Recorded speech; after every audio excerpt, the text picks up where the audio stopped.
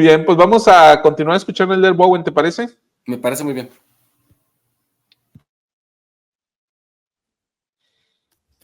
De joven, adquirí un gran respeto por ese poder, especialmente manifestado en las bendiciones del sacerdocio. Cuando fui misionero en Chile, mi compañero y yo fuimos arrestados y separados, sin decir por qué. Era una época de gran agitación política y miles de personas eran detenidas por la policía militar y nunca se volvía a saber de ellas. Después de que me interrogaron, quedé solo en una celda, sin saber si volvería a ver a mis seres queridos. Me volví a mi Padre Celestial rogándole con fervor: Padre, siempre me han enseñado que velas por tus misioneros. Por favor, Padre, no soy nadie especial, pero he sido obediente y esta noche necesito tu ayuda. Las semillas de su ayuda se habían plantado mucho antes. Después de mi bautismo, fui confirmado miembro de la iglesia y se me confirió el don del Espíritu Santo. Mientras oraba, el Espíritu Santo vino a mí de inmediato y me consoló.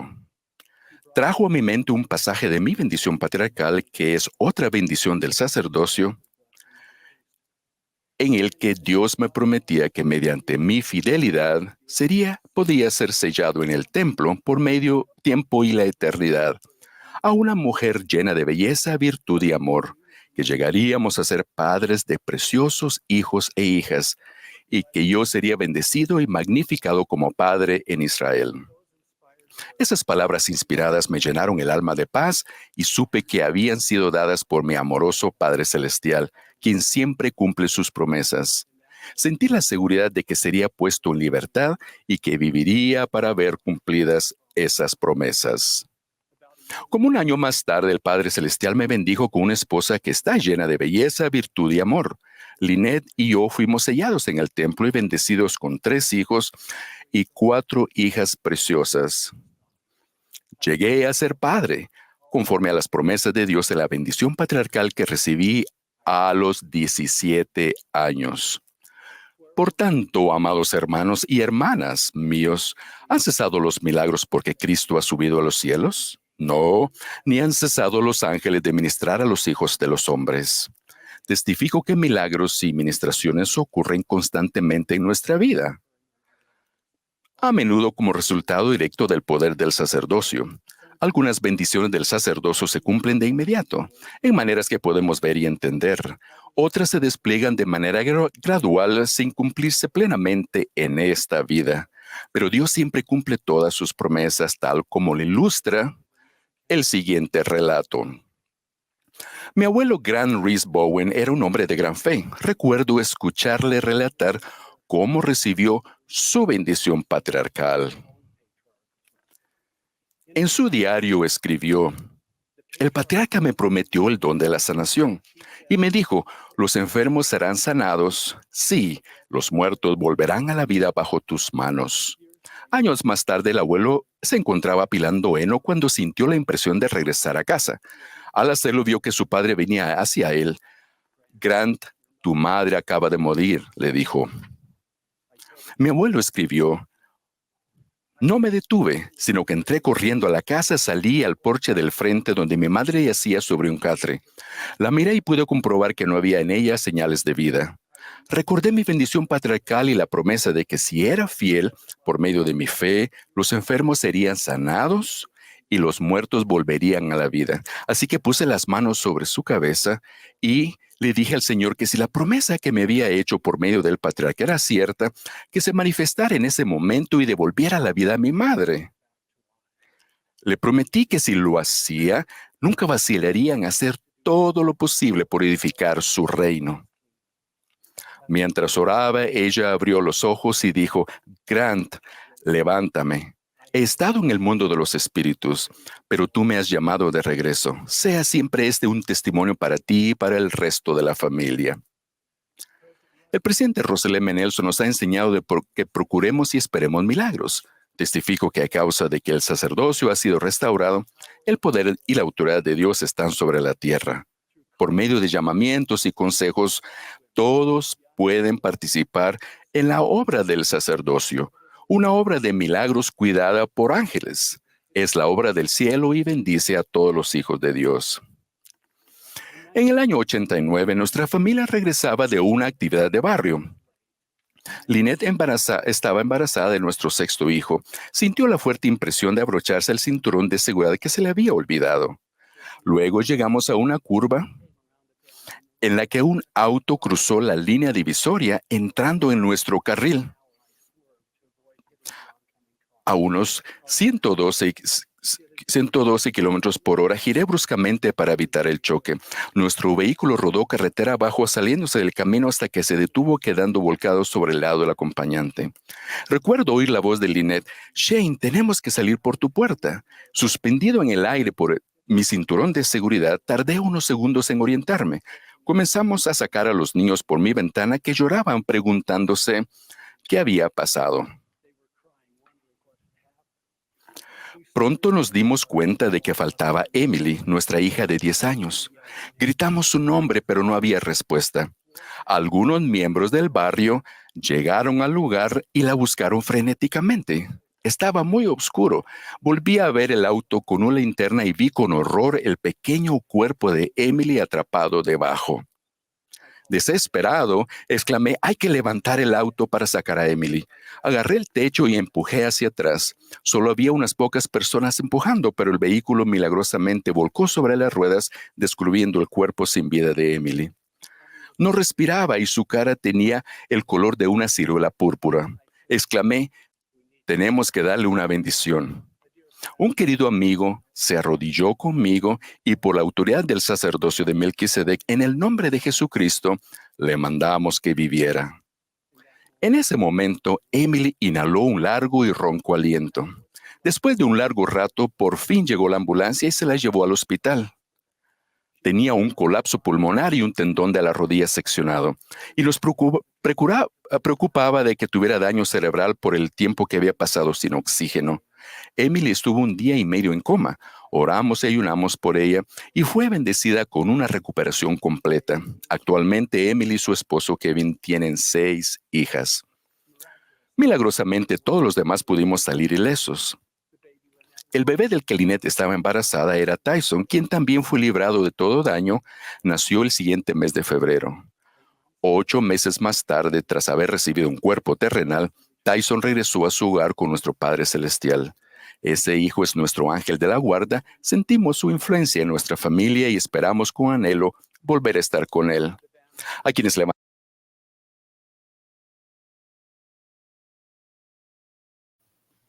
Pepe, de manera deliberada decidí dejar el discurso en esta fase más larga porque aquí comprende los 3 milagros de los que él habla, ¿no? El primero siendo él un joven misionero en Chile, cuando fue arrestado. El segundo, acerca de su abuelo Grant, quien le impuso las manos a su mamá para regresarle a la vida. Y el tercero, de él, donde le impuso las manos a su hija también para regresarla a la vida.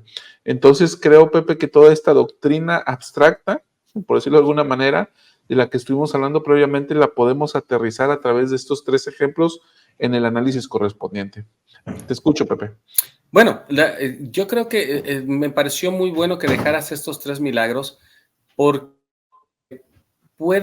nosotros podemos darnos cuenta de que sí, los milagros existen y que no debemos de dejar al mundo hacernos creer que ya no existen cosas extraordinarias, cosas divinas que pueden pasar.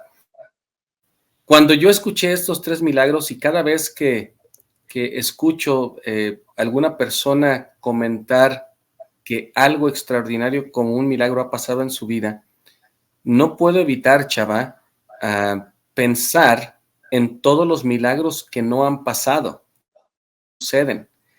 Porque ¿cuántos de los que estamos aquí hemos tratado de orar, de pedir, y a veces aún cuestionamos, creo que no tuve suficiente fe, o creo que Dios no me escuchó, etcétera, etcétera? Las cosas, ¿por qué? Y vamos a ser honestos, por un milagro hay cientos de situaciones y ocasiones en que algo no pasa como hubiéramos querido. ¿Qué podemos decir? Yo te voy a hacer esta pregunta a ti y después tengo un párrafo que quisiera leer del Elder Oaks. otra vez en este discurso, porque escucho estas tres cosas y aunque me regocijo y me alegro por lo que escucho, mi alma y mi corazón sufre por aquellos que han pedido un milagro y no ha pasado. ¿Qué podemos decir aquí, Chava? Fíjate que todos los días, Pepe, voy a hacer una especie de publicidad primero y ¿Sí? luego te voy a responder. Todos los días publicamos en nuestras redes sociales, tenemos una página de Facebook que se llama, como nuestro canal, La Luz de la Restauración, y todos los días Carlos Méndez, quien es el responsable de estas publicaciones, publica algo relativo al discurso. Entonces, ¿por qué menciono esto? Uno, para invitarlos a que si no nos sigues en Facebook, nos sigas. Y segundo, para traer a cuenta la publicación del día de hoy. Y aquí la estoy compartiendo. Voy a hacer, déjame la hago un poco más grande. Y aquí creo, Pepe, que el Elder Bowen responde a este planteamiento que tú estás poniendo sobre la mesa. Dice el Elder Bowen, si bien no todas las cosas saldrán como esperamos y rogamos que sucedan, los milagros de Dios siempre llegarán de acuerdo con, y son tres elementos. Uno, su voluntad. Dos, su tiempo. Y tres, su plan para nosotros. Y comprender, Pepe, esto en nuestras vidas, decirlo es muy fácil, pero comprenderlo y aceptarlo, ahí es donde tiene su desafío para cada uno de nosotros. Entonces, ¿qué decirle a alguien que ruega fervorosamente por un milagro específico en su vida y ese nunca llega? Uno, es la voluntad del Padre y del Hijo. Dos, es de acuerdo con su tiempo. Y tres, Él en su sabiduría conoce mejor el plan que Él tiene para que nosotros podamos desarrollarnos a fin de que llegamos a ser lo que Él desea que seamos. ¿Te parece, Pepe, que esta declaración de Bowen del propio discurso responde a esa pregunta? Claro, definitivamente la responde y tal vez me imaginaba que ibas a llegar allí porque esto es parte del discurso y solamente para añadir a esto, déjame, para que los hermanos otra vez lo vean que yo estoy compartiendo de el Elder Oaks y no es de mis propias palabras. En este mismo discurso dice, cuando los milagros no suceden, subrayarlo y lo voy a leer. He estado hablando de milagros que suceden. ¿Qué pasa con los milagros que no suceden? La mayoría de nosotros hemos ofrecido oraciones que no fueron respondidas con el milagro que solicitamos en el momento que deseábamos. Los milagros no están disponibles con solo pedirlos. Sabemos esto por la revelación del Señor que indica que los élderes deben ser llamados a imponer manos sobre los enfermos y bendecirlos. Y cita la Escritura de Doctrina y Convenios. Acontecerá que el que tiene fe en mí para ser sanado y no está destinado a muerte, será sanado. Y esta Escritura de Doctrina y Convenios, cuando yo la leí, y no está destinado a muerte, podría ser otro tema de otro día, pero se me hizo muy interesante. La traducción, Pepe, en Doctrina y Convenios, sección 42 es, no está señalado para morir. Ok, no está, gracias, porque aquí está en Google, entonces no está señalado para morir. Ajá. Y después dice, la voluntad del Señor es siempre primordial. El sacerdocio del Señor no puede usarse para obrar un milagro contrario a la voluntad del Señor.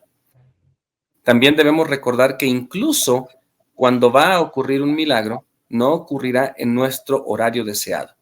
Las revelaciones enseñan que las experiencias milagrosas ocurren a su debido tiempo y a su manera. Entonces, yo creo que agrega un poquito más luz y conocimiento, además de lo que tú acabas de leer. Que básicamente el Elder Oaks dice lo mismo, pero lo amplifica, ¿no? Porque también habla de la voluntad del Señor. En casos de vida o muerte, no está señalado para morir, va a vivir. ¿Sí? Y habla de los tiempos del Señor. Así es. Habla de la voluntad del Señor y habla de los tiempos del Señor.